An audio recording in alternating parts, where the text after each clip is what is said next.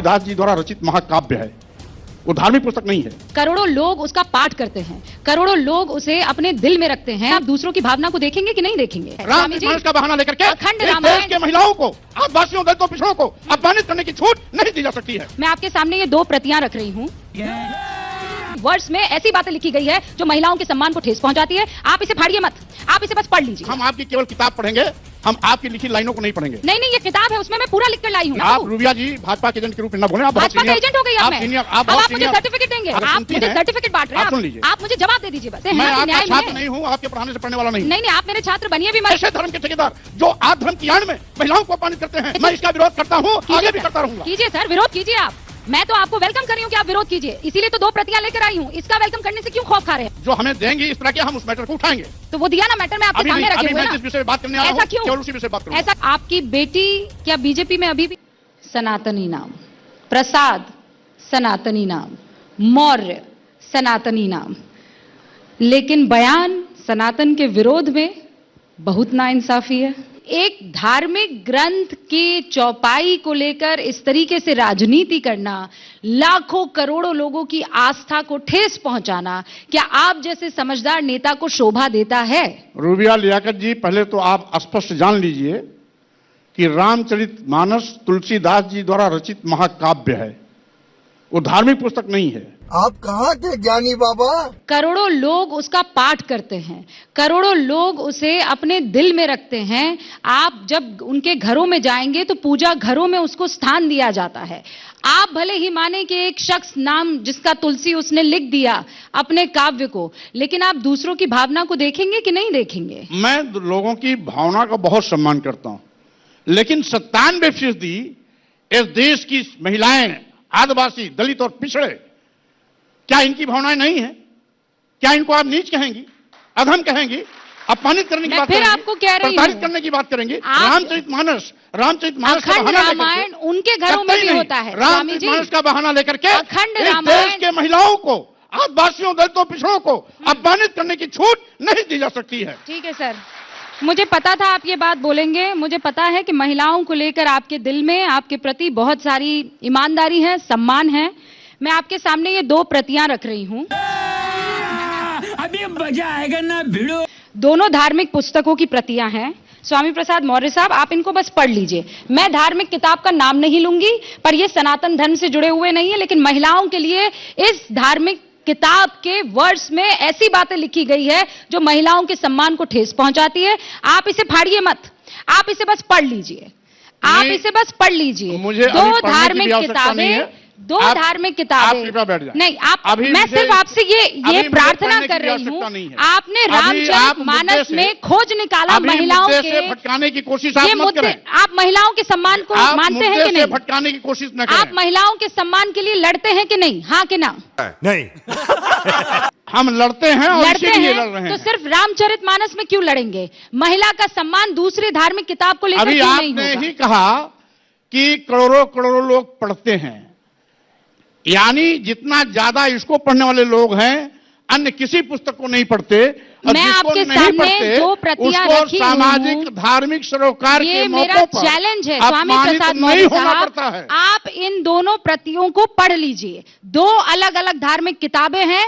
महिलाओं के लिए इसमें क्या टिप्पणी की है, मैं स्वामी प्रसाद मौर्य साहब को कह रहे हैं, सिर्फ पढ़ दीजिए। हम देश के सामने बस पढ़ दीजिए और कुछ मत कीजिए। हम आपकी केवल किताब पढ़ेंगे, हम आपकी लिखी लाइनों को नहीं पढ़ेंगे। नहीं, ये किताब है, उसमें मैं पूरा लिख कर लाई हूँ। कौन सी धार्मिक किताब है? ये मेरी किताब नहीं है। आप जब पुस्तक देंगी तब हम पढ़ेंगे। ये मेरी किताब नहीं है।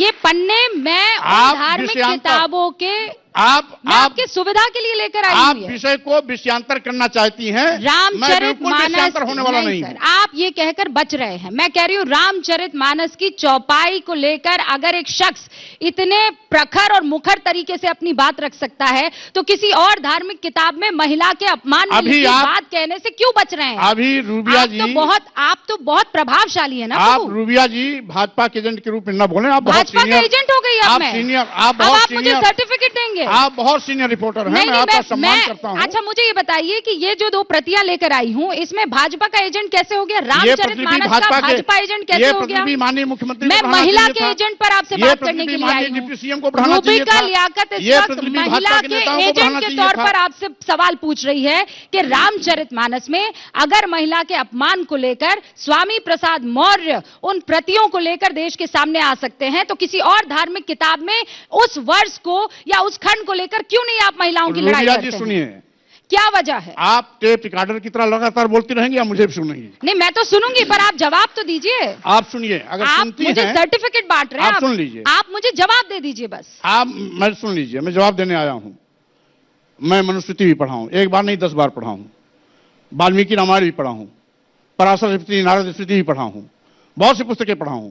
अभी मैंने एक पर्टिकुलर विषय उठाया हूं और वो भी रामचरितमानस का, इसलिए उसके दाएं बाएं न देखना चाहता हूं और न जाना चाहता हूं। बस हवा निकल गई। अच्छा वो चौपाई पर इस आपत्तिजनक टिप्पणियों के चौपाई पढ़िए जिसको लेकर आपको आपत्ति है, अपमानित होना पड़ता है। तो वो चौपाई पढ़िए जिससे लेकर आपको हम आपत्ति है। चौपाई आपसे बाद में लेंगे, अभी आपको मैं यहाँ उत्तर देने केवल आया हूं। नहीं तो उत्तर तो चौपाई से ही ना, आप चाहते हैं मैं ना कि आपका न्याय छात्र मिले। नहीं हूँ, आपके पढ़ाने से पढ़ने वाला नहीं हूँ। नहीं, आप मेरे छात्र बनिए भी मत। मेरे छात्र ऐसे नहीं होंगे कि वो किसी धर्म का जो है इस तरीके से अनादर करेंगे, असम्मान करेंगे। गजब बेइज्जती है। महिला को कोई प्रताड़ित करने की बात करता है, मारने पीटने की बात करता है, नीच से भी नीच होने की बात करता है, तो शर्म भर ऐसे धर्म के ठेकेदार जो आद धर्म की आड़ में महिलाओं को अपमानित करते हैं, आदिवासियों, दलितों, पिछड़ों को नीच धर्म कहते हैं, हम समझते हैं ये सड़ी गली मानसिकता है। मैं इसका विरोध करता हूं, आगे भी करता रहूंगा। कीजिए सर, विरोध कीजिए आप।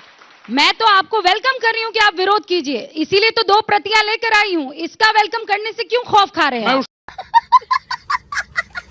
जो हमें देंगी इस तरह के, हम उस मैटर को उठाएंगे।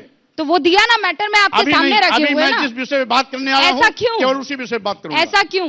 इसलिए क्या ये राजनीति से जुड़ा हुआ है? यह प्रायोजित कागज पकड़ा करके आप ये प्रायोजित विषय नहीं को है, भटकाने की कोशिश कर रही हैं। ये धार्मिक किताबों के पन्ने हैं जिनको मैं अभी निकाल कर लाई हूं। ये धार्मिक किताबों के पन्ने हैं। यह विषय से भटकाने का आपका एक रणनीति है। कितने तेजस्वी लोग हैं हमारे पास, कितने शानदार विचार रखते हैं जी। उत्तर प्रदेश के मौसम वैज्ञानिक हैं, राजनीतिक मौसम वैज्ञानिक, जिनको पहले से पता लग जाता है कि कौन सी सरकार आने वाली है और वो फौरन उनके साथ जाकर दिल भी मिला लेते हैं, हाथ भी मिला लेते हैं। हालांकि पिछली बार थोड़ी गड़बड़ी हो गई थी। अचानक बीजेपी का दामन छोड़कर इसलिए समाजवादी पार्टी के पास चले गए थे क्योंकि आपको लगा था अखिलेश जी का सोशल इंजीनियरिंग काम आ जाएगी, वो सत्ता में आ जाएंगे। बंद करो हाथ जोड़ के। मैं आपकी बेटी क्या बीजेपी में अभी भी है? अब ये सवाल तो आपको बेटी से पूछना चाहिए। क्यों सर, आपकी बेटी है ना वो? इस समय वो बीजेपी की सांसद, सवाल उससे पूछना चाहिए आपको। नहीं, मैं इसलिए पूछ रही हूँ कि मेरे पिता, मैं इस समय अगर समाजवादी किसी पार्टी की में हूं, मुखालिफत समाजवादी पार्टी करेंगे, के विषय में बात करिए। नहीं मैं करूंगी, लेकिन है तो आपकी बेटी ही ना, वो भी पिछड़े वर्ग से ही ताल्लुक रखती है ना। तो अगर बीजेपी इनके लिए नहीं है और आपसे इतनी दुश्मनी है, आपकी बीजेपी से दुश्मनी है, तो पहला जो निशाना है वो तो एक दलित बिटिया होनी चाहिए, एक पिछड़े वर्ग की बिटिया होनी चाहिए जो उनके टिकट से सांसद बनकर आई है। आप सबसे पहले ये अपनी तो मैं बेटी, भाजपा में जब गया था स्वामी प्रसाद तो वो मौर्य टिकट साहब, मैंने ही दिलवाया था। हाँ। रही बात, आप इसमें मैं समाजवादी पार्टी के राष्ट्रीय महासचिव की हैसियत से यहां पर बैठा हूं, इसलिए आप समाजवादी पार्टी के विषय में बात करेंगे, मैं उत्तर दूंगा। अभी तो आपने कहा टिकट मैंने दिलवाया है। भाजपा के विषय में अगर भाजपा की तारीफ करने के लिए बैठेंगी तो मैं उसका प्रत्युत्तर भी दूंगा। किसकी तारीफ करने? मैं तो आपकी बेटी की तारीफ कर रही हूं, मैंने तो भाजपा की तारीफ ही नहीं की है। नहीं, इसमें बेटी इस कॉन्क्लेव में नहीं है। क्या नहीं है? इस कॉन्क्लेव में एबीपी न्यूज का जो शिखर सम्मेलन है, हाँ, वो इसमें हिस्सेदार नहीं है। नहीं, पर वो बीजेपी में है ना। आप जनता को कैसे कन्विंस करेंगे? ये सवाल बीजेपी वालों से पूछिए। आप अपनी बिटिया को कन्विंस नहीं कर पा रहे हैं, बीजेपी वालों से आप पूछिए। जनता को कैसे कन्विंस करेंगे?